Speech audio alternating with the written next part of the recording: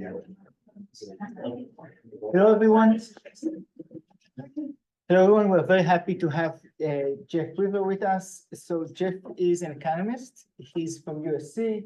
He works on various topics related to development economics and related to the criminal justice system. Specifically, has a lot of work on the labor market's outcomes of disadvantaged groups. And we're very excited to see his recent book. Yeah, no, thanks so much for having me. And let's do questions as they come. You can start. Perfect. That sounds great. Thank you. Yeah, thanks for having me here, especially as a USC person at UCLA and not for throwing fruit at me or anything like that. But really excited to get to present this project on hiring subsidies for the disadvantaged, evidence from the work opportunity tax credit. This is joint work with Manisha Jain and Karina Momartz, who are at Wisconsin-Madison. Manisha is going to be on the job market in the upcoming year, so definitely check her out when she's there. And we're really excited to present this now because this is only the second time we're presenting it externally. And so this is the time where like feedback is going to be really, really helpful for us. And you'll see towards the end, there's some things that we're still working on. So please jump in, as Yotam said, with any comments as you want. I also want to say the authors of this article are solely responsible for the content they're in. We thank the data providers who allowed us to have access to this data, but all of the analysis we present is our own opinion, and not the agencies do not certify the accuracy of the analysis therein. Okay, and so the question that we're going to be looking at now is, in this project, is trying to understand how can governments encourage employment of individuals from disadvantaged groups, where there's really long-standing concerns about for many groups. So for example, people with lower levels of education, we see that employment and earnings have been falling really far behind individuals with higher levels of education, and that there's been sustained falls in the real wages of less educated workers, at least up until 2020, and then things seem to be catching up a little more then, but this is a persistent problem that's happened. Looking at particular groups, for example, the formerly incarcerated, we see really low rates of labor market participation. Should I use the mic? Would that be, is this? No, I'm coming up because I can't see. Okay, great. Sorry. Okay. I think we can hear you. Okay, great. Move to the right. Oh, no, I was talking. Oh. The seat down there. Start. Okay. Oh, me? You can move to the right. And so for, The mic would be helpful for those of us coming in by Zoom. It's a little quiet. okay, I will, is this better? A little bit. Yeah. Okay. Okay, I'll just try to talk more loudly. Let's see if I can actually project my voice. Okay, so so for example, for the formerly incarcerated, we see really low earnings in the first year post-release. Only 55% have any earnings at all.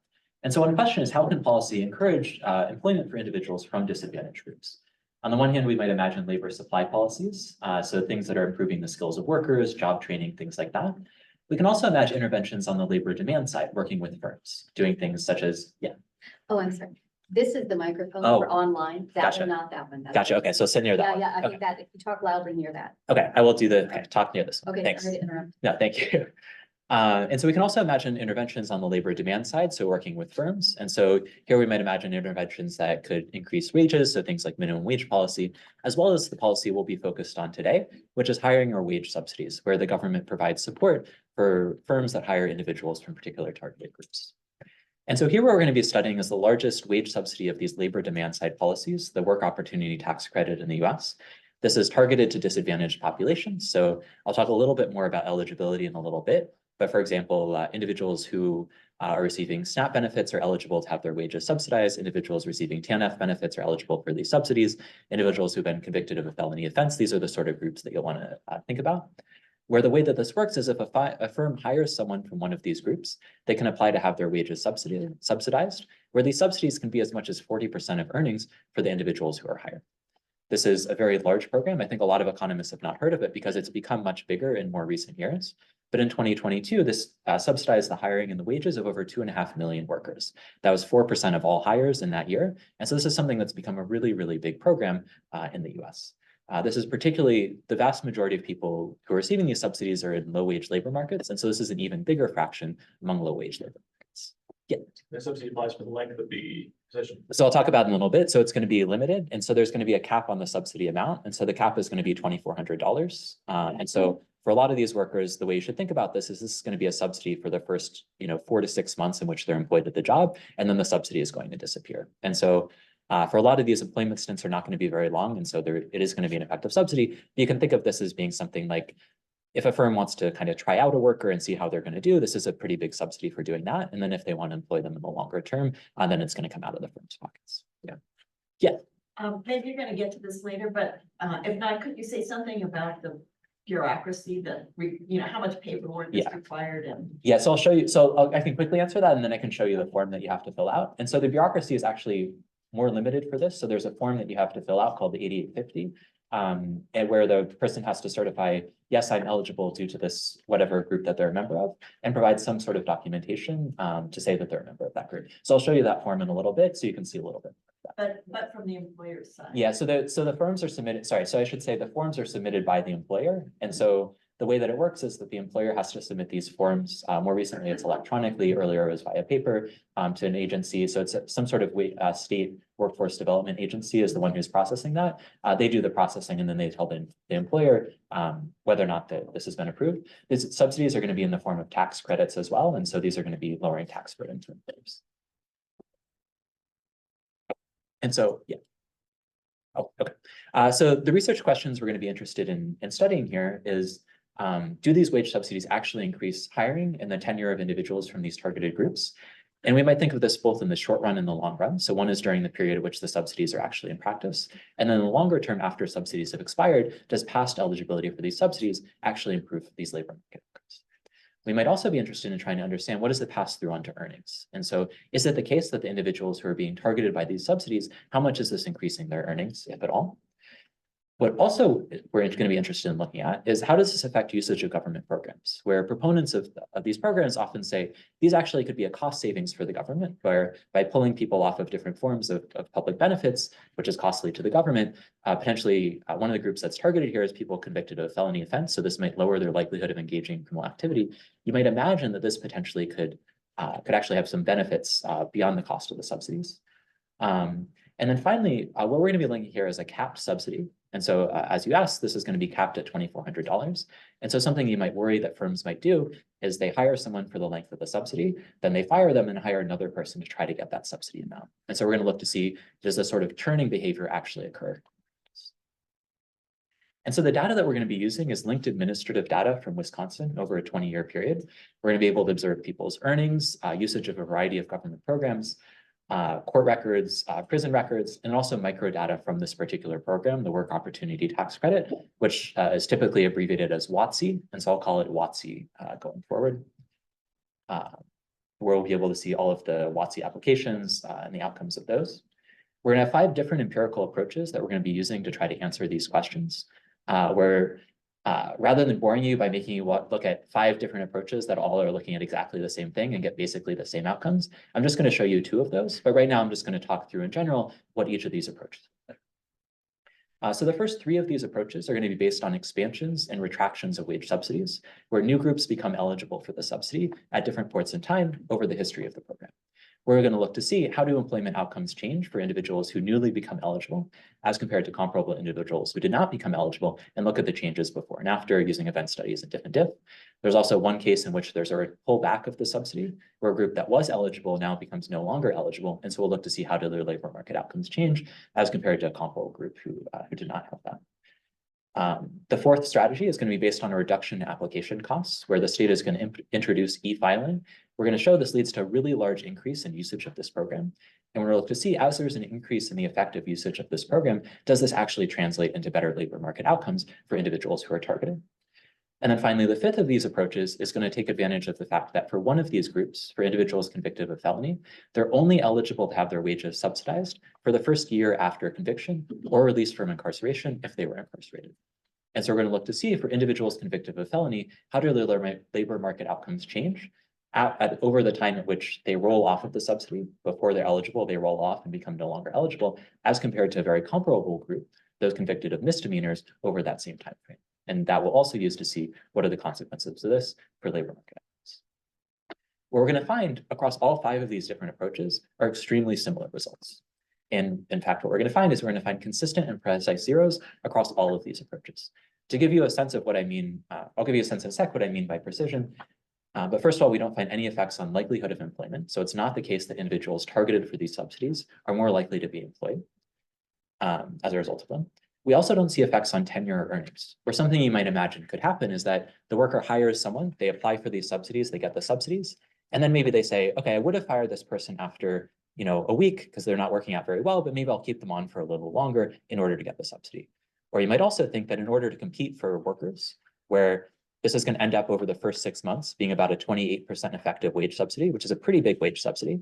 And so you might imagine that McDonald's, if they want to attract someone where they can get the subsidy, maybe they pay them a little bit more to try to get them over the nearby Wendy's or something like that.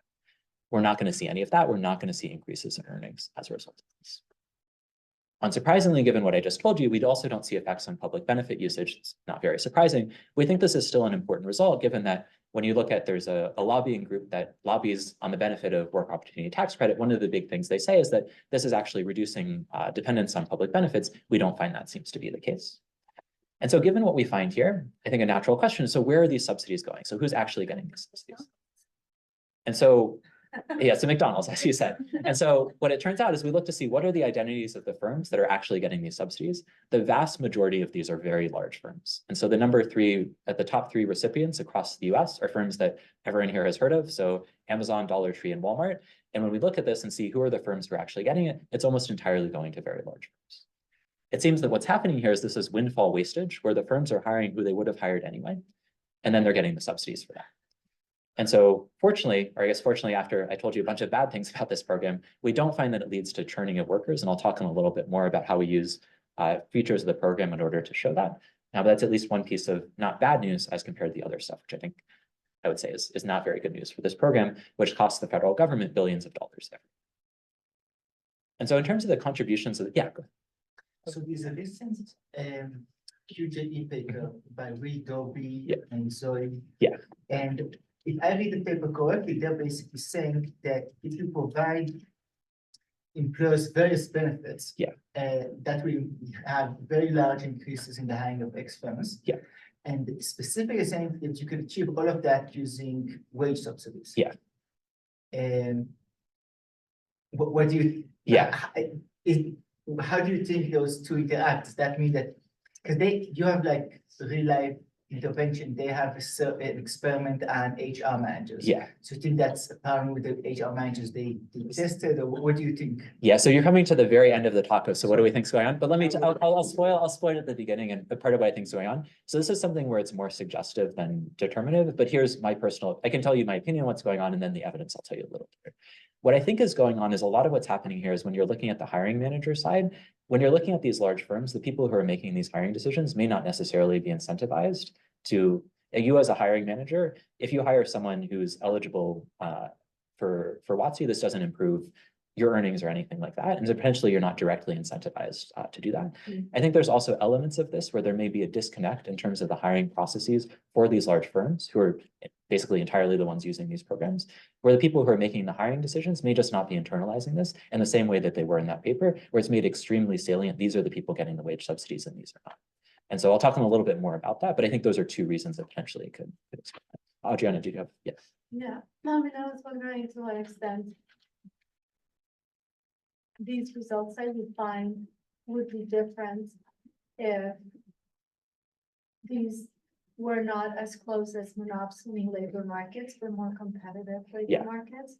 And so maybe it's a question of general, like, whatever. I don't know how uncompetitive this labor market is, but you have these few employers that are taking very large shares and they're not really competing for workers. Yeah. So maybe theoretically, the prediction would be different in those markets versus more competitive markets, but I don't know if you even have any way to get at this or something. Yeah, so that's something that we're thinking about right now, is try to tie it into broader models of labor markets. And so here I say that as one of our second contributions. This is a more aspirational contribution to say, what are our results telling us about labor markets more generally?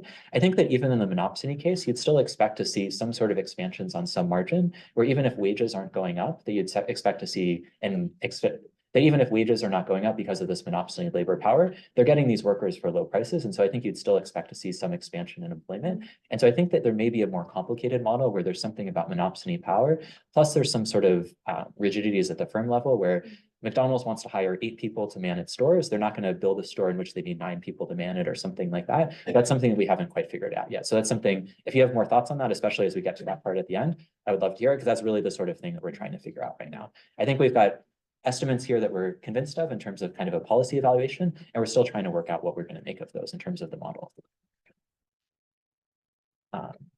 Okay, and so in terms of the contribution, so aspirationally, we're hoping to say something more about these low-wage labor markets more generally and trying to understand what is it about firms that's causing these results that we're seeing.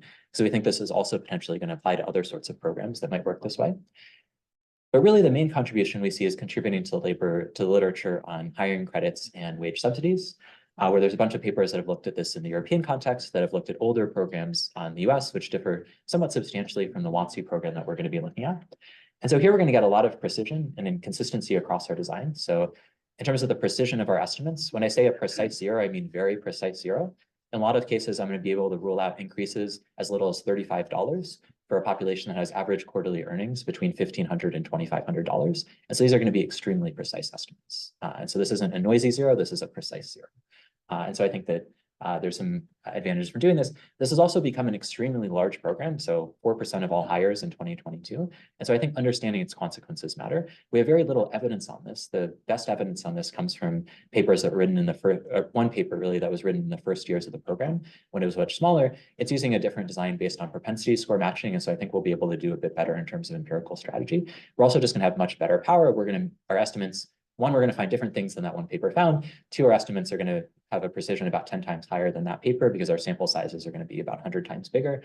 And so I think there's going to be a lot of advantages of what we're doing and trying to understand how this program works. Yeah. Is there anything you can say about how representative Wisconsin is in terms of these results, and how much a politician could read into these results and think that maybe this is a concern for all states? Yeah, no, so I think that's an absolutely fair point. And so I think there's a few different dimensions on which you think of it. One is, what is the structure of like the labor markets in Wisconsin? You could also think of like demographics, where Wisconsin obviously looks demographically quite different from the rest of the US. I can say, at least in terms of how the program is administered, it seems pretty similar. If you look at statistics like what is the fraction of jobs that are subsidized by WATSI in Wisconsin versus other states, it looks pretty similar across the different groups we look at. There's a little bit more usage in Wisconsin for people convicted of a felony relative to other states, but for other populations, it looks pretty similar. In terms of the demographics, so something that we haven't done yet but are planning to do is look for heterogeneity based on different demographic measures. So like age, race in particular, given Wisconsin is a not very diverse state. Those are the sort of things that we're planning to look at. We haven't looked at those yet. And so the way that I think about how we're going to be able to do that is trying to look at these forms of heterogeneity to see, are there these sorts of heterogeneous effects? But I think that's kind of the best that we're going to be able to say in terms of that. Yeah. But why Wisconsin? So the reason for Wisconsin is because of the data that I'll tell you about in a little bit, where you have this really nice linked administrative data. That's why we're here. Okay, so I'll talk through the background of the program a little bit more, and so get to your question as well. And so why have targeted wage subsidies? So these are often proposed to counteract falling demand for low-skilled workers. This can potentially increase demand for such workers by lowering the relative cost of hiring them. This may be particularly useful in cases where firms may not be willing to accept the risks of hiring more inexperienced workers, or workers that potentially have some sort of mark on their record due to criminal conviction or something like that. The goal of this is to increase employment and earnings and hopefully reduce outlays on these sorts of benefit programs, potentially reduce crime. On the other hand, these may be inframarginal. Maybe firms are just hiring the workers that they would have hired anyway. It could also be even worse than that, where if you go to a firm and say, hey, if you hire me, you can get this wage subsidy, it could actually backfire, where they could say, this is sending me a negative signal about your ability to perform in the job. And so they might actually be less likely to hire you due to stigma.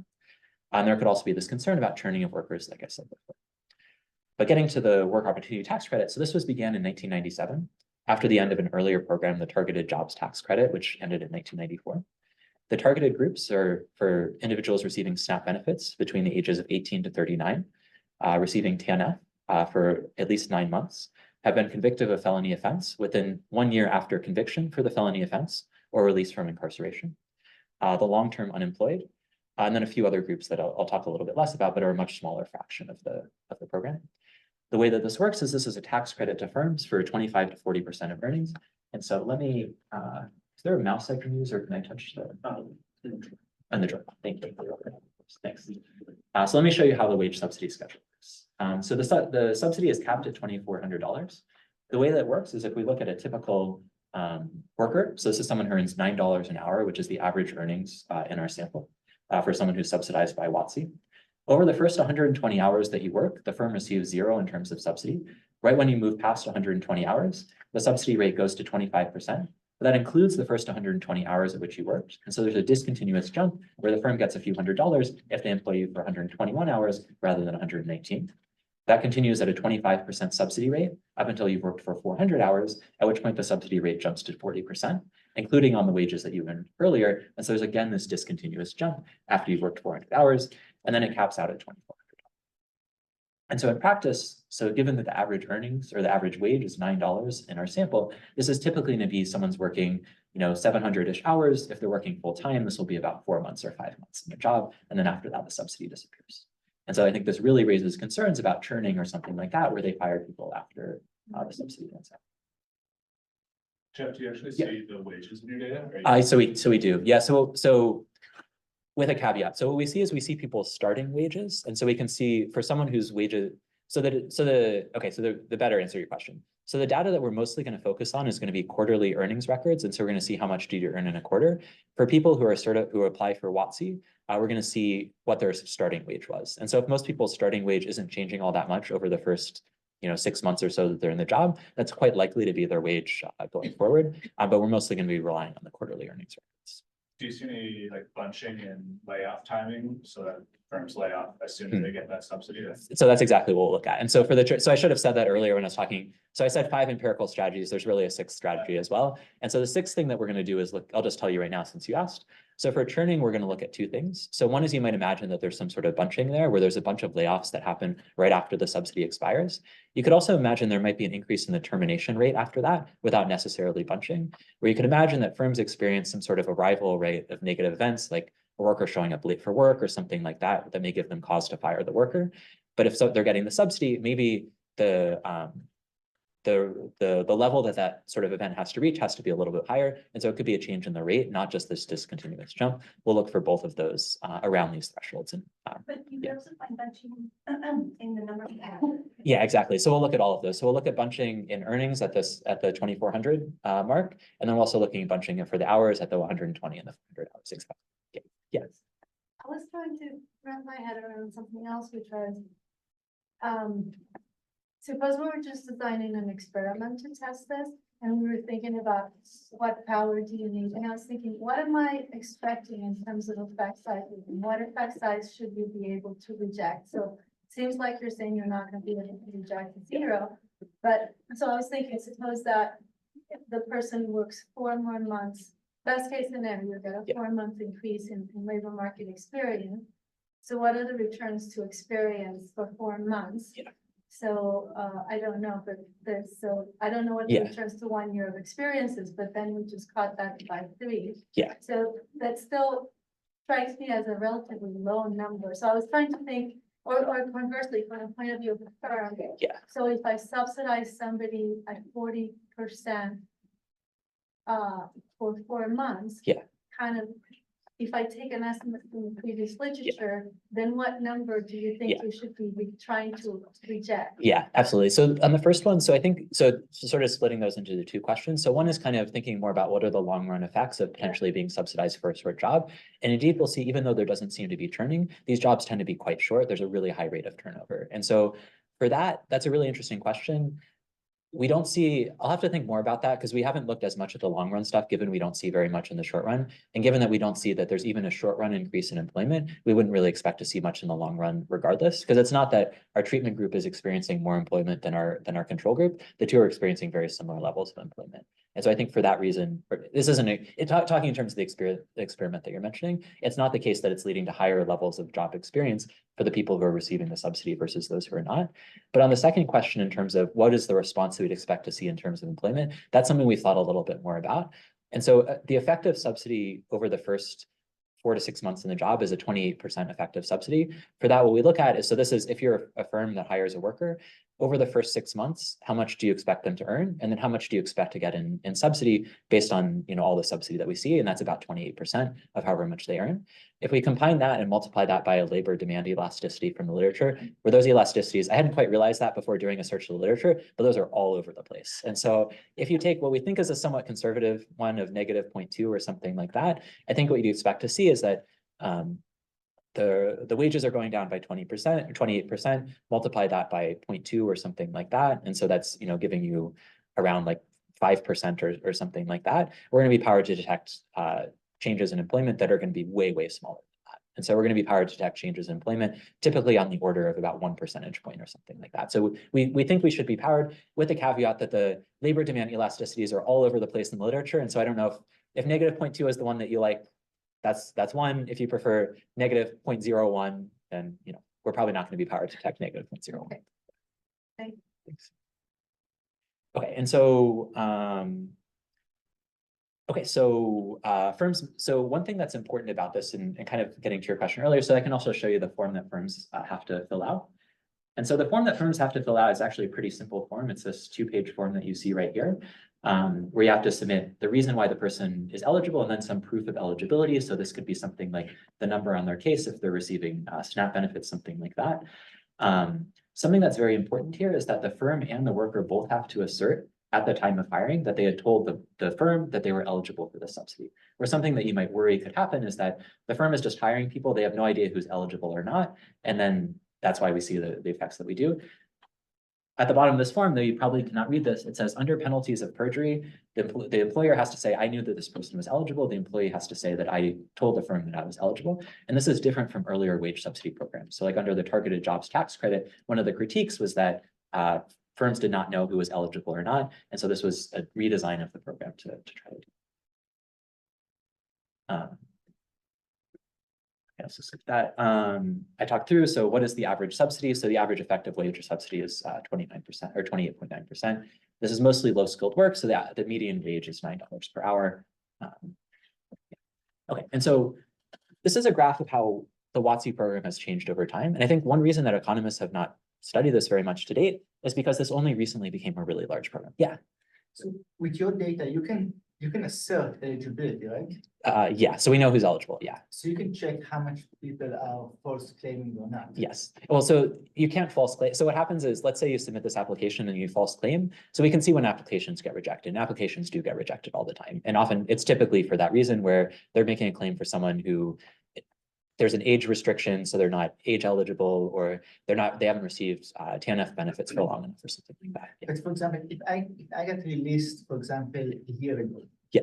From prison. Yeah. Then I'm not eligible. Yes, that's right. But if I get released 11 months ago, then I am eligible. That's right, yeah. So someone can get confused. Absolutely. So that's absolutely right, yeah. And in those cases, they would also get rejected, like. So they would get rejected, yeah. And so there still is this certification process. And so I think most of the applications in which it's happening, it's probably something like that, where the person is confused about their eligibility status. And so we do see, so in our data, we see all the applications, both the rejections and the certifications. And so we can look at that also. Yeah. You look at for people who are rejected, what their sort of outcomes are. Like, Yeah. if the firm was expecting that they were going to be subsidized, so they now fire them earlier. No, so they look very similar to the people who are not. Yeah. I don't think I have that graph in here, but we have a graph in the paper that lists that. Yeah. Do you think it's feasible for firms to like actively try and recruit workers who are eligible for this, or like, are they not allowed to ask about these eligibility restrictions? Or? So some of these are complicated. So it depends on the state. So for a felony conviction, for example, it's gonna depend. At the time in Wisconsin, at the time of application, more recently they would not be allowed to do this. But for these other characteristics, like receiving SNAP benefits or something like that, you would be allowed to do that.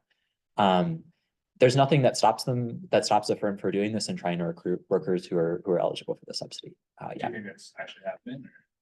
I think probably, I'm not sure. I mean, it's an interesting, I think if it were happening, we'd probably expect to see a little bit more of an effect on employment, because if they're really targeting these workers, we'd expect to see more of that, but we don't. So I think this is kind of evidence they don't seem to be doing that, but that's kind of the best that we have. Okay, so WOTC, it's changed a lot over the past 15 years. So it went from being a program in 1997 that a couple 100,000 people per year were having their wages subsidized, to over the more recent years, it's between 2 and 2.5 million who are having their wages subsidized.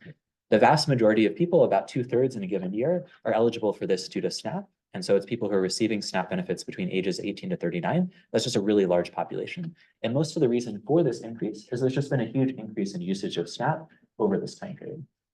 There's also, and this is one of the changes that we're going to exploit. It used to be that you were only eligible for this if you're between ages 18 to 24 and receiving SNAP. They expanded it to be ages 25 to 39. And so there's two things that are really going on after this post-2007 period. One is there's just a lot more people receiving SNAP benefits, and the other is that there's a lot more people who are eligible due to these age criteria. And so the data we're going to be using is linked administrative data from Wisconsin. So we're going to be able to follow about 13 million individuals in the state between 1988 and 2020. In practice, we're just going to go between 2005 and 2020. So that's going to be the sample periods we can use. Our data is going to have quarterly employment and earnings records. We're going to see whether people at a monthly level receive SNAP benefits, receive TANF benefits, or we're going to have court and incarceration records so we can see when people are convicted or released from incarceration. We're going to see unemployment insurance benefits. And so we can use these both to determine who's eligible for the WOTC program. So is someone actually eligible as a result of their age and receiving SNAP benefits? And we can also use this to measure outcomes. So the employment outcomes as well as public benefit usage outcomes that I mentioned. We're going to link this to the WOTC program data. And so for all of the WOTC applications after 2005, we're going to see them. We're going to be able to see the firm that applied for them and match it to our other data sets. We'll see the individual for whom the application was made, match that to our other data sets.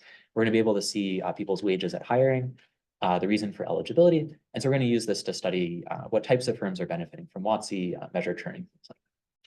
So these are going to be the main data sets that we're. Could you tell us a little bit more about the kind of socio-demographic racial characteristics that you have as part of your data set? Yeah. Okay, you have a broad set of them. Yeah, so we have an incomplete set of them. And so the reason for that is that all of our demographic data is coming from program data. Yeah. And so the limitation of this is that for some of these, they don't collect this. So this actually, oh, sorry. No, but Yeah, so they don't collect this. For some of them, they do. So I should say this is actually useful for PhD students in the room potentially. So this data is coming from the Institute for Research at Poverty at the University of Wisconsin. They're the ones who have put this linked administrative data together. So if you're interested, or for faculty as well, I guess, who might not have heard of this, if you're interested in linked administrative data, this is a great place to go. They link it all. They've got dedicated team there that works on this. And so to actually answer your question, they've done some of this where they have either tried to predict race based on some of these things, age based on some of these. So in the SNAP records, for example, you can see age. But in some of these other ones, you can't see age, like the quarterly earnings and employment, you don't see age. And so we have these demographics for a lot of people because the sample of people who are eligible for WOTC is typically people who are benefiting from a program or who have been involved with the court system in some way where age is recorded. But it's going to be more limited for things like race, where in some of these it's not recorded. And sex. And so sex is recorded in I believe in the SNAP data. I don't remember which ones it's recorded in. We do have a variable there, but I don't remember where it's. But they don't link to the census. So They don't link to the census, yeah.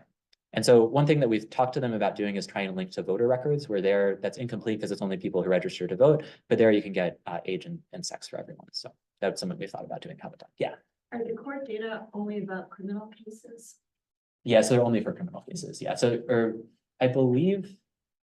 I believe they may have, if they have civil cases, we haven't looked at them. We've only looked at the criminal cases for this because it's only people convicted of a felony or misdemeanor that we're interested in. But I think they do have it for others. Yeah.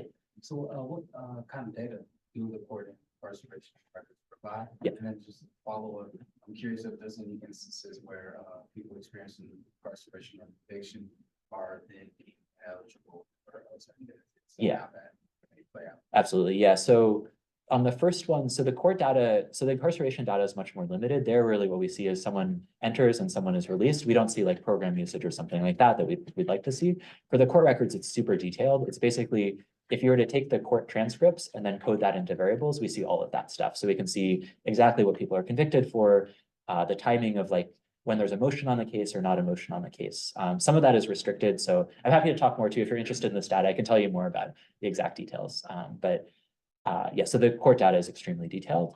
In terms of ineligibility for programs as a result of a conviction, I should better know the answer to that question, and I'm not sure of the answer to that question. So here where we're just going to be focused on, yeah, so it's something I should know the answer to better. I mean, here, what it's going to end up showing up as is if someone's not eligible for SNAP benefits or something as a result of a conviction, they're just not going to show up in our sample because they're not eligible for SNAP, but I should know the answer to that. Thanks. You know a whole lot of sorry. Yeah.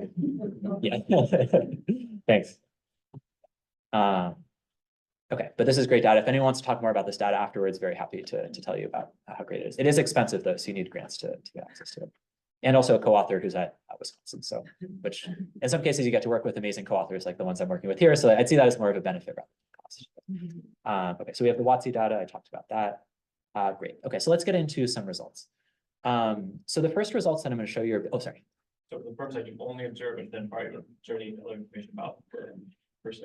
Yeah, so what we have, so we do have some information about the firm. It's whatever's in the quarterly earnings records. And so we can see the NICS code. So we can see the industry that the firm is in, and we can see all of the people who they've employed. And so we've done a little bit with that to see, like, is this a firm that's a really big firm or a small firm? Is it typically employing higher wage or lower wage workers and stuff like that? We can't match it to exact firms. Having said that, we also have a separate database from FOIA requests of who are the firms who are the biggest beneficiaries of WOTC across 12 different states.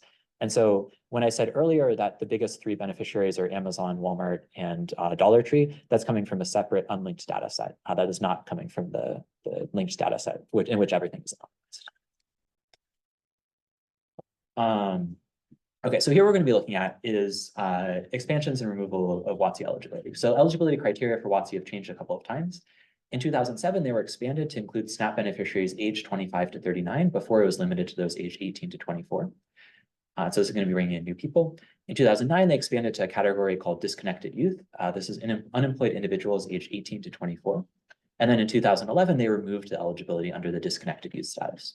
What we see on the left-hand graph is this is looking at what is the change in WOTC certifications around 2007. We see that they increased by about 60% as a result of expanding eligibility to the SNAP beneficiaries at slightly older ages. On the right-hand side, this is the number of certifications for the disconnected youth status. We see after 2009 that these go up, and then they go back down again in 2011.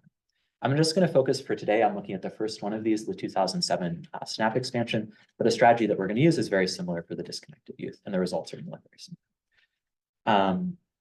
For SNAP, the strategy that we're going to use is we're going to say, let's take people who are newly eligible for this, who are just at the very upper end of that, and compare them, so people who are ages 37, 38, 39, who now have become eligible for this program, and then compare them to people who are also receiving SNAP benefits, but are ages 40, 41, 42, 43, who are just ineligible for this. The idea being is that these groups should hopefully look pretty similar to each other. They're similar ages, they're receiving SNAP benefits. And so we'd hope that prior to this, they're on similar employment trajectories. And then we'll look to see afterwards, does the employment outcomes change for those people who are now have access, for whom the firms have access to these subsidies as compared to those who do not. For disconnected youth, it's a very similar idea, except here it's just a different age cutoff. So we're going to do that. We're going to be running standard event studies, running diff and diff. So this stuff is all pretty standard. Okay, so let me actually show you some results 45 minutes into the talk. So the first question is, did demand for targeted workers shift out? Where you could imagine that as they become eligible for subsidies, firms may be more likely to want to hire them. And so we find no detectable effect on employment of the target group relative to the control group. So this is the event study. I think the event study looks fine. And to me, it looks like a pretty solid 0. I'm going to pool these estimates in a little bit by running this as a diff and diff rather than an event study, and that's going to give us a little more precision or estimates. Typically, we're going to be able to rule out effects on the order of 0.3 to 0.9 percentage points. One of these is the SNAP one is the disconnected youth one. I think the SNAP one is the 0.9 percentage point. Effects on tenure in the job. So even if WOTC doesn't affect your overall employment, it could affect how long you stay in the job, where employers may retain workers for longer in order to fully receive the subsidy. And so where we would see this in our data is we could see this in terms of you're more likely to stay with an employer, transition from the one employer to the same employer from one quarter to another, or we'd expect to see this in higher earnings, where if you're employed for longer, you're going to earn more money. And so we might see this in the earnings data as well. And so what this one is looking at is this is looking at your likelihood if you are in a job of being retained in that job 2 quarters later, kind of when WOTC subsidies run out. And so we don't see effects there. Yeah. So what is the baseline tenure among these workers? Good question. So I should know the answer to that. Let me actually start writing some of these down. It is, so I can show you a graph. Actually, I might have it right. I don't have it right here. I'll show you a graph in a little bit that shows you that the tenure is pretty low for these workers. And so for the WOTC certified workers, about half of them don't stay in the job for longer than 2 quarters, and 90% of them stay in the job for less than 2 years. And so these are typically very short time jobs. And so I think I almost took this out of the slides because I actually don't like this as much. I think the better measure of this is the earnings ones that I'm going to show you on the next slide, because earnings takes into account both tenure in the job, and it's a much more precise measure of tenure here rather, because our data is only measured at the quarterly level. You can imagine someone is kept in the job for a few more hours, and that doesn't show up in this measure where this is measured, were you employed at all in the quarter? The earnings data I think is better because this is your earnings, so your wage rate times the number of hours you're in the job. And so if either they're paying you more or they're keeping you in the job for longer, we'd expect to see this to show up in earnings, and we don't see that. And so this is looking at your earnings. So this is looking at your earnings for the SNAP expansion, where the firm, as I said, they might keep you in the job for longer or just pay you more to try to attract you to try to get this subsidy in the door. It doesn't look like we see that, where it's, I think, pretty flat. Could you give us a sense of the magnitudes here? Yeah, oh, sorry, yeah, you can't read this probably. So this is negative $100, $100. So this is pretty precise. And actually on the next slide, I've got a table. And so this might give you an even better sense of the magnitudes. And so here we're running it, rather than running as an event study, so you can see the event study graphs, we're running this as a diff and diff. And so here you can get much better measures of precision, I think. And so here this is running this as, so looking at coefficient on treatment times post. For outcomes like employment, whether you're in the same employer T+2 later, or earnings. In general, I think the earnings measure is the best one. It's a continuous measure, and so I think we're going to have the most power there. And I'd say we're very powered to detect effects. So our standard errors are about $35. This is on quarterly earnings, where the mean quarterly earnings is $1,300. And so I think these are pretty precise estimates. If you look at what are the 95% confidence intervals around our point estimates, we're able to rule out effects on earnings of more than $38 for this sample, which is the SNAP sample. Yeah. Do you have any sense of what the take-up rate is? So because you can see everyone who's eligible. So yeah, so I can give you so let me give you the number we've calculated, and then there's another number we haven't calculated yet. So the number that we've calculated is we just look at what is the number of WOTC applications that are filed, and then what is the number of people who we think are eligible for WOTC. And so that's going to vary over the sample period. Actually, I'll try to remember to show you a graph if I get there where you can see how, because it's actually going to shoot up after electronic filing becomes possible. And so it starts off on the order of like 30 to 35%, and then it shoots up to more like 50% after e-filing. Okay, and so I think we can rule out effects on earnings of the targeted group at a pretty, I'd say this is a pretty precise zero. You might also, the public benefits use, so this is looking at the outcome of public benefits use, where you probably wouldn't expect to see anything given we don't see anything on earnings. And in fact, we don't see anything at all. But I think it's still helpful to have in there, given that policymakers have thought about this as being. Okay. Okay, so the second approach that I'm going to show you is looking at the adoption of e-filing for WOTC. And so prior to 2017, the way that WOTC applications were filed was employers had to mail or fax application forms for each worker within 20 days of hiring, which is potentially a more costly process. You're having to do everything on paper. You can't do it more automatically through your payroll processor or something. In June 2017, they implement electronic filing in Wisconsin. And so we have good evidence from other contexts that these sorts of lowering of application costs can increase take-up of the program. And so we thought, okay, maybe we'd see this here. Here, this is employers who are filing for this. And the thing that we thought was particularly interesting about looking at this is potentially estimating a different treatment effect than the one that we were looking at earlier. Where something you might imagine is that for large firms, they probably already had good processes in place to try to apply for these subsidies. And so it didn't matter necessarily that it was so costly to do this because they had a dedicated HR department that was doing this. Potentially after electronic filing goes into place, what you might imagine would happen is this may make it easier for smaller firms or firms that weren't using WOTC before. Now maybe it's a little bit easier for them to do that. And so, yeah. Oh, I'm sorry, I didn't mean to. No, of course. No. I was just trying to speak to how firms will find out about any changes to policy around how people. Yeah, great question. Yeah, so that's a really good question that I don't know the answer to. I should look into that. That's a really good question. I think it was publicized. So I'll show you a graph that shows you that they are responding pretty quickly. But in a sense, it's kind of, in a way, it's almost surprising how quickly they're responding. So I'll show you the graph in a second, where I'm just going to be plotting raw applications. So I'll show you that on the next slide. They seem to be responding quite quickly. Why they're responding quite quickly, I don't know, but that's a really good question that I should think about why.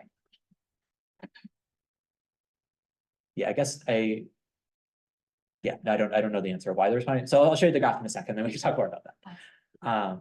And so here you might imagine that maybe what this is doing is causing new firms to come in And it may be the case that for these types of firms that they have a different response to wage subsidies. Where, for example, you might think, okay, at these large firms, the people who are doing the hiring, maybe they're somewhat disconnected or they care less about the subsidy. Whereas a smaller firm maybe is more likely to be, say, owner operated, or the person who's making hiring decisions has some sort of claim on the profits. And so maybe this is leading firms to come in that maybe are going to respond more to the subsidy. And so this is getting to, oh, It's a good question. But the firms participate in this. Then I guess one way to think about your results is that they were already hiring these types of people. And then the firms who don't hire this type of people, maybe they don't even know about this program, but it's not expanding the opportunities of individuals beyond these ones. But is it because these firms that weren't hiring these individuals don't even know about this program? so it's possible. So one thing that we see is that we actually see that new firms come in, firms that weren't previously applying for this program start to apply after this electronic filing goes into place. And actually that's going to account for a pretty big fraction of the increase that we see here. Well, but the fact that they weren't applying doesn't mean they weren't hiring these type of people. True, no, absolutely, yeah. So I think that's a totally reasonable interpretation of this, which is they were hiring the same set of people before that they were after. Now they're receiving subsidies for it. In a sense, I think it's still somewhat surprising that we don't see a response, where I think if you're a firm, like they're hiring sort of the same category of people, you might expect them to want to hire more of this category of person after they're getting the subsidies for doing that. And so I think there's still a puzzle there. Well, I guess that goes back to that question of what's the elasticity of the labor demand. Absolutely, yeah. For these kinds of workers, Yeah. and it seems like you're saying it's because these things are temporary, the elasticity is very low. Potentially, Zero. Potentially, yeah. No, exactly, yeah. So in our case, our estimates imply an elasticity of zero. That's right. Yeah. And it could be because it's temporary. It could be because, yeah, for whatever reason, whatever is the case for this style of subsidy, it seems like that is. But they're not, as you said, they're not gonna build another McDonald's or whatever. They're Yeah. not gonna, because it's not enough for them to Yeah. expand the like demand. Yeah. Um, Yeah, and so then I think the question that raises then is, okay, well, what do we do about that then? Do we think that longer term subsidies may have more of an effect or have more of an effect on this? I think one thing that would be useful to try to get at this is also just to look for the sorts of employers who are benefiting from WOTC. What's the typical turnover for them? So I can show you the graph that I have for you is looking at the turnover of WOTC workers. But if a lot of these firms already expect high turnover, then maybe this is actually still a pretty high effective subsidy, given you might only expect your workers to stay for 3 quarters or 4 quarters. And that I just don't know the answer to. I was just wondering, the different thing is to try to get firms who don't already hire Yeah, types of people. yeah. So- I mean, I don't know how they advertise to firms or how Yeah. the firms find out. Yeah, so that's something that we've talked. Maybe it wouldn't work either, I don't know. So I'll talk about that I probably won't have time, so I'll just say it now. So we're thinking about follow-ups to this project as well, because in a sense, this is kind of like, it's a kind of a frustrating result. The government spending billions of dollars on this annually doesn't seem to have much of an effect.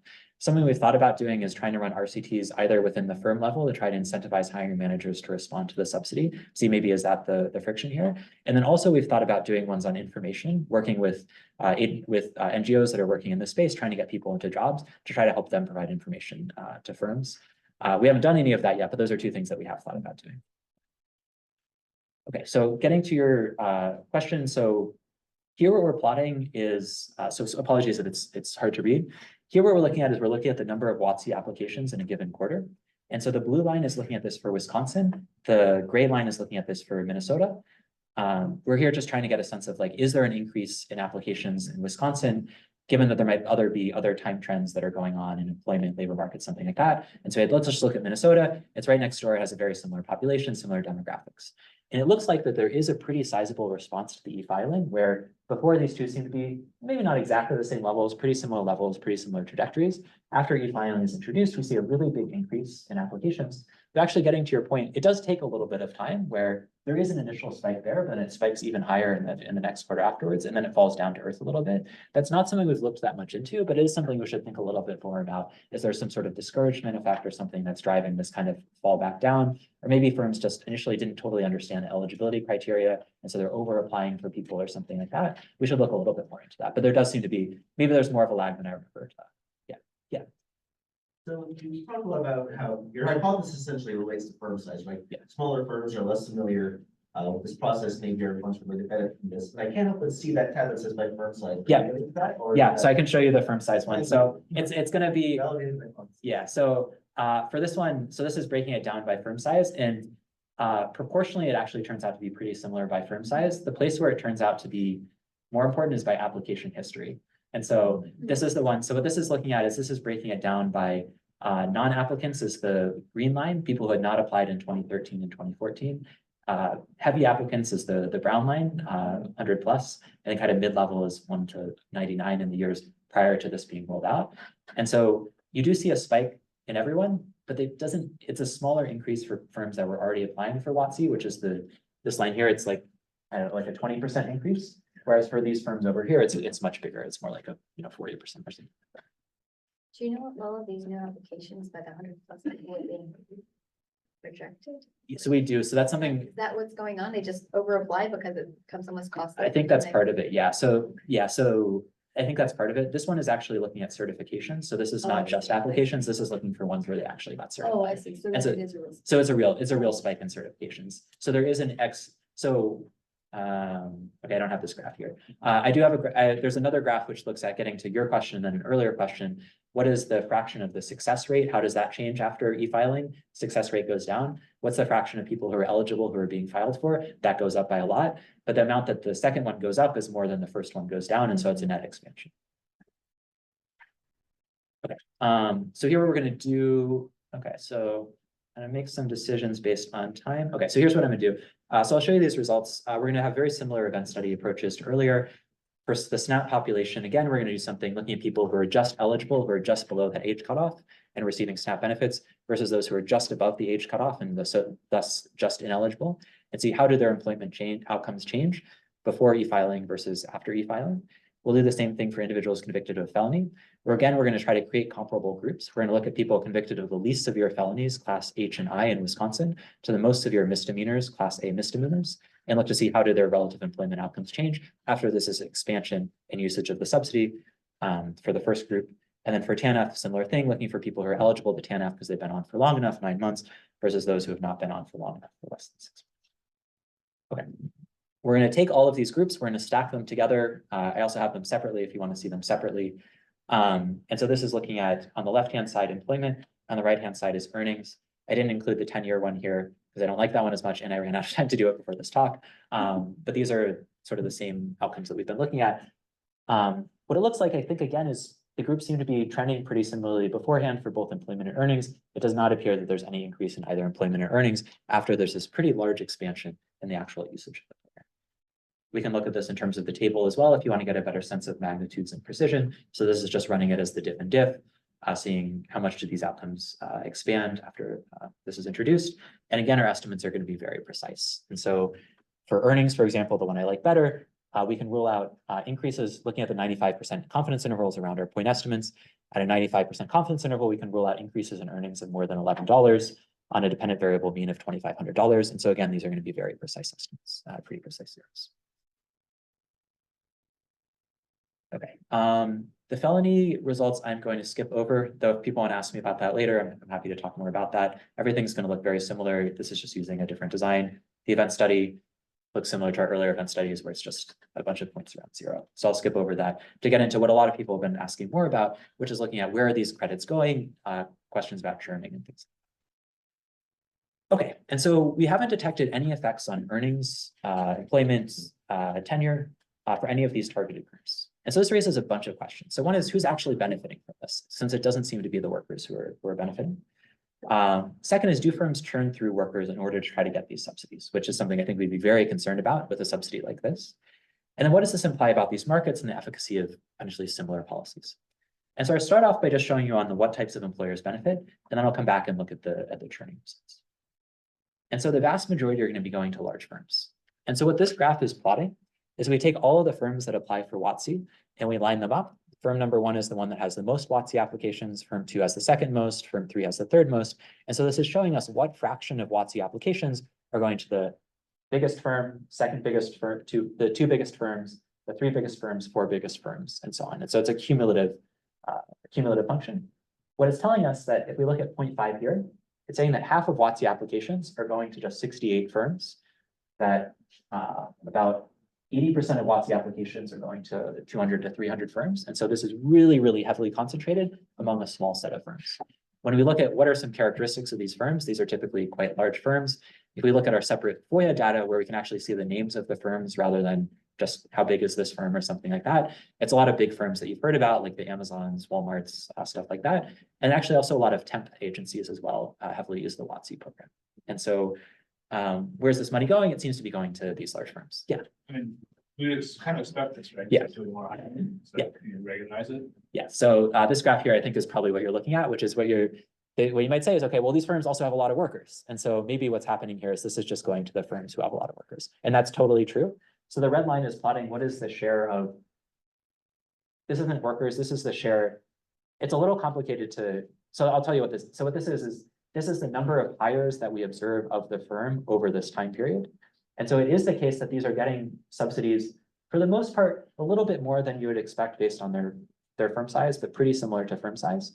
But I think that still the point there would be that policymakers oftentimes, maybe this is more of a policy pitch rather than a research pitch, but policymakers often say this program is awesome. It's helping low-wage workers. It's helping small businesses employ low-wage workers. It's helping people get off of government benefits.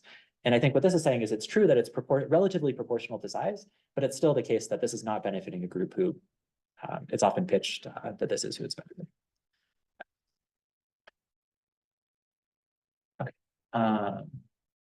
Okay, so I'm going to backtrack and go through the churning results since folks seemed interested in that. Okay, and so one thing that you might be concerned about is this churning, where it may be that firms, they hire these workers, they get the subsidies for them, and then after the subsidy is exhausted, then they fire the worker. And so the way that we're going to test for this is in a few different ways. And so one of these is we're going to say the subsidy is exhausted at $2,400. Using the WOTC microdata, we can see when the subsidy is exhausted and look to see, does the worker seem to be fired right after it's exhausted? And so that you'd expect a discontinuous jump there or a bunching there. Or is there a change in the rate of firing, where it may be the case that firms now are just more likely to fire a worker for some sort of the worker doing something that the firm is not happy about. And so there could be a change in the rate of termination as well after that point. What we can also use is the fact, just as Liliana said earlier, we can use the fact that the subsidy amount jumps at 120 and 400 hours. And so if you're a firm that really would like to fire someone at 100 hours, you may say, let's keep them around for another 20 hours so that we can get the WOTC subsidy, and let's fire them when we get to 121, since we're going to get a couple $100 for doing that. And so we then can also look at these discontinuous jumps at 120 and 400 hours. Something you might imagine, though, is this could also be heterogeneous based on type of worker, where maybe they're more likely to do this type of churning for, say, for the population convicted of felony as compared to the population who receives SNAP benefits. Or maybe they're more likely to do this for particular types of firms. So maybe large firms are more likely to do this sort of churning than small firms, or firms that we call super users in our data. If you have a better term for that, please let us know. Basically, firms that are using WOTC a lot, maybe these are the sorts of firms that do churning. So we're going to try to look at this both in the aggregate and then also break this down for these different categories of firms. And so this one's going to be really hard for you to read, so I'll try to go through each of these lines. And so here what we're plotting is we're plotting on the left-hand graph, so we can start off with this one, is we're plotting the total earnings of the WOTC subsidized worker. And so the vast majority of workers, given their pay, the vast majority of workers, given their starting hourly wage, that it's a 40% subsidy. It's a 40% subsidy once you go past a certain number of hours. For the vast majority of workers, they're earning at a rate such that the subsidy will be exhausted when they've earned $6,000. And so here what we want to look at is to see at the $6,000 mark, where for the vast majority of workers, the subsidy is exhausted. It's a 40% subsidy on $6,000 or $2,400. This is a place where we'd expect to see that there's either this discontinuous jump in firings or that there's a change in the rate of firings. The black line is showing this for all of the different firms. It's probably really hard to read, so I have a zoomed in one, so we can look at the zoomed in one. Is this one here? So this is now a zoom, maybe it's still somewhat hard for you to read, but it's zoomed in around 6,000. And so here, this is 5,500, 6,000, 6,500. And so we want to look, does it seem like there's any changes at all, but here in either the slope of the line, so the rate of termination, or in the probability of termination, or sorry, what this graph is this is the cumulative the cumulative distribution function. This is, sorry, I jumped ahead. Let me go back and actually tell you what I'm looking at rather than jumping ahead. So what this graph is looking at is this is a cumulative distribution function of wages. And so what this is saying is the fact that the point here is 0.2, this is saying that 20% of the workers who are certified as eligible for WOTC. The firm is potentially getting subsidies for them. 0.2 of them, or 20%, earned not very much. They earned like $300. About half of workers earned around $3,000, and then keep going like that. And so something you can see here is that these workers are not staying around for very long. And when we look at the hourly one in a second, I'll talk more about that. But here, what it looks like is we don't see any of these discontinuous jumps or changes in the slopes there. We also break this down for different types of firms. And so you might think, okay, maybe small employers, maybe they're more likely to do this because they're much more attentive to their payroll. The person who's making these sorts of decisions is maybe more attuned to when people go over the threshold. And so maybe they're more likely to churn. It doesn't appear to be the case. Maybe large employers who definitely can't see. So let me look at the zoomed in version again. Maybe these are more likely to churn because these have dedicated payroll departments that are notifying people when the worker goes over the threshold and then can churn them out. We don't see any evidence of that. We might say, okay, well, maybe this is different over time. Maybe in the early years, the technology wasn't advanced enough to do this. Maybe it's changed in later years. We don't see any evidence of that.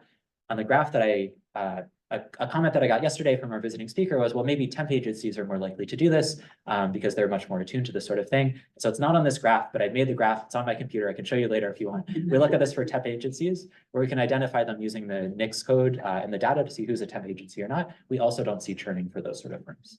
And so it doesn't seem like for any of these types of firms, we're seeing that sort of pattern of behavior. We also look at this for different, so I'll go back. We also look at this breaking this. Okay, and then the graph on the left is really the same thing, but this is looking at this for hours. And so we're looking to see, are there discontinuous jumps at 120 hours or 400 hours? Again, we'll break this down by different categories. And again, we don't see a discontinuous jump at any of these different thresholds here. You might also think, okay, well, maybe they do it for certain types of workers and not for other types of workers. So we also break it down that way. And so we break this down based on categories of eligibility, but some of the comments here are making me also realize we should also try to do this based on demographic characteristics as well, like race and gender would be a nice way to do that. And that's to the extent to which those are measured well in our data, which is a question that would be interesting to look at. But for the categories, at least that we can look at here, and let me just show you the zoomed in version because this one it's hard to see. It doesn't appear that there's either a discontinuous jump there over the threshold or that there's a change in the slope as well. So we think for all of these groups, it doesn't appear that that's okay. And so I think what these results are telling us, it seems like it's not the case that employees are benefiting. On the other hand, at least firms are not churning in response to this time limited or capped subsidy, which is something we might have been worried about. And so I think the final question is, what does it imply about these markets, efficacy of similar policies? And here I'm going to have the least to tell you about. I'm going to tell you about some hypotheses that we could have, what we think our data can tell us. But if you have more suggestions about how we can do this better, that would be very appreciated. Okay, so why aren't firms responding to these reasonably large incentives? Whether or not you could say medium incentives if you want, why are firms not responding to these incentives? Okay, so one possible theory is that eligibility for WOTC is conveying a negative signal, where what's happening is once a firm learns that you're eligible for WOTC, they say, oh, I'm a little less bullish on whether this person is going to be a good employee. And so maybe I adjust downwards. They say, I think this person is going to be $800 less productive than I would have thought if I hadn't learned they were eligible for WOTC. And this counterbalances against whatever the value and expectation that the subsidy is, as well as whatever the application costs are. And so maybe these things just happen to exactly balance one another out, where the stigma of you knowing that this worker is eligible for WOTC in terms of your likelihood of hiring them exactly balances out the expected benefit that you would get from that. We think that this is unlikely because if that were to happen, once application costs are lower, this is lowering the cost of employing that worker relative to the benefit. And so you might expect to see some benefits then. We also probably would expect this negative signal of WOTC is probably going to differ across types of worker, where potentially learning that someone was convicted of a felony offense is probably a more negative signal than learning that they're receiving SNAP benefits. And so I think we probably wouldn't expect to see an exact balancing across all of these different categories. So we think this is unlikely, but that's something that some people, when we've talked about this, said is a possibility. One is that WOTC is not salient to firms' lack of information. So I think that's absolutely true. I think there certainly are some firms that are not attentive to this, and that's probably going to be some of these smaller firms that potentially could be more responsive to WOTC. But at least for the firms that we're looking at here, we do see that there is this immediate response to program change, or immediate 1 or 2 quarters after, which is relatively quick. And so we don't think that that's what's happening. One hypothesis that we have, which is not well supported in our data, not in the sense that there's something that is saying it is not supported, but in the sense that we don't have positive support for it in our data. And so if you have suggestions for how we could get positive support, that would be helpful. Is that maybe the people who are making the personnel decisions just aren't internalizing the value of the subsidy. Or if I'm a hiring manager at Walmart, it doesn't matter to me whether someone is getting Walmart the hiring subsidy or not. And so I just want to hire the person who I think would be the best person for the job. And so we have a few thoughts on how we could do that. One is looking at whether there's heterogeneous responses for smaller firms, which maybe are more likely to be owner operated or something like that, versus these larger firms that potentially have more dedicated HR. Other things that we've thought about, and I talked a little bit about before, is potentially trying to do some sort of experiments with hiring managers, where if we actually introduce an incentive where if a hiring manager receives $100 for every WOTC subsidized person who they hire, which actually would be a pretty good return on investment for the firm, potentially, depending on how much this increases their use of WOTC. Do they actually respond? Yeah.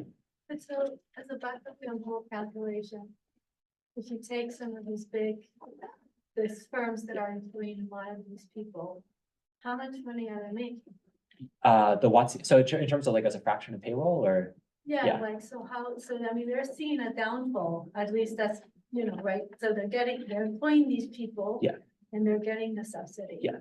So they're paying them less, so Yeah. they're making money out of this. Yeah. But so how much money is it as a fraction of payroll employment? Yeah. I mean, I don't know. Yeah, that's a really good question. So we don't have the stat on the fraction of payroll enroll, but that's a really good idea to try to get that stat. I can give you some numbers that maybe are helpful for thinking about it, but they're not actually going to fully answer your question. And so, so the average subsidy amount for what, so that basically the amount that a firm would expect to get when they apply for the WOTC subsidy is about $1,100 per person who they hire. And this is taking into account that people are leaving before, like they leave when they're at the 25% part or the 0% part on the schedule. This is just the overall average subsidy that a firm is getting. What fraction that is of overall payroll is a really good question. I just don't know the answer to that. It may be pretty small. At the same time, yeah, so it may actually be pretty small, and maybe that's one reason it's that they're not responding. I don't know, I was just thinking about, I mean, you're doing heterogeneity by like smaller or big firms and stuff, and I was just thinking, it's the firms for whom this is a big amount of money that should be paying attention to this, and maybe for some other firms, it's a downfall, but it's not worth paying that much attention to. I mean, I don't know. That's a great idea. So one of the things we've thought of doing is a little different than what you were saying, is also looking at more of a firm level analysis for a number of these things for two reasons. One is that we can also look to see what are the types of firms that are they're employing a large fraction of people who potentially could be eligible, like a lot of workers who are receiving SNAP benefits or something like that, but are not applying. And so trying to understand, do those firms start responding when we see like e-filing or something like that, and just trying to understand like who are these firms who are not applying who potentially could be benefiting, like how much money are they leaving on the table. The other thing that we're interested in looking at is that you could also imagine some firm level effects that are not picked up in our earnings analysis, where, for example, suppose there's rigidities at the firm level where McDonald's pays everyone $8.65 as their starting wage, and that's not the case. They're going to pay a WOTC subsidized person $9 rather than $8.65 because there's going to be inequality in pay, which potentially could lead to some downsides. And so something you could imagine happening is that there actually are some benefits to workers we're not picking up here, but that's because it's more at the aggregate level, where if now a ton of Walmart workers are now having their wages subsidized under WOTC, this is leading to increase this is lowering the wage bill of the firm. And so this potentially could be passed on not just to the WOTC subsidized workers, potentially onto all workers. And so this is similar to like the SIAS et al. Paper in Sweden that looks at something like this. And so that's one of the next steps to do. But I think your point is a really good one in terms of thinking, about this sort of heterogeneity and what are the types of firms that are not taking advantage of this solution. Thanks. Okay, so it's 11 or 1:15 at 12:15. And so I'll wrap here. So we find these null effects of the subsidies. Benefits instead appear to be accruing to firms, but there's a lot more work that we want to do on this sort of firm level analysis. One reason that we think this is a paper that we want to get out soon is that WOTC is a program that has to be renewed every 5 years, and it's going to be renewed in December 2025. And so we're hopeful that our paper will be able to say something to help policymakers think about the renewal process and are there ways of potentially changing this program to hopefully make it more effective for the workers who it's actually intended to serve rather than corporations. And so we've got some next steps that I've talked through this, so I'll just wrap there. Thanks so much for all your comments. It's been super helpful.